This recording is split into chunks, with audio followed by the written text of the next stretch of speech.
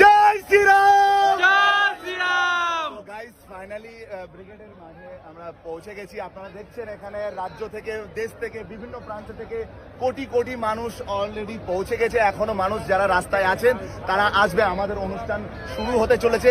যে সমস্ত মানুষ এখনো পর্যন্ত এসে পৌঁছাননি তাদেরকে অবশ্যই অনুরোধ করব দলে দলে যোগ দিয়ে আমাদের এই প্রোগ্রামটাকে আপনারা পুরো ভরিয়ে দিন, সাফল্যমণ্ডিত করুন, তাই তো? এখানে অনেক দাদারা আছে, দিদিরা আছে, আপনারা কিছু বলে দিন। ভারত মাতা কে জয়।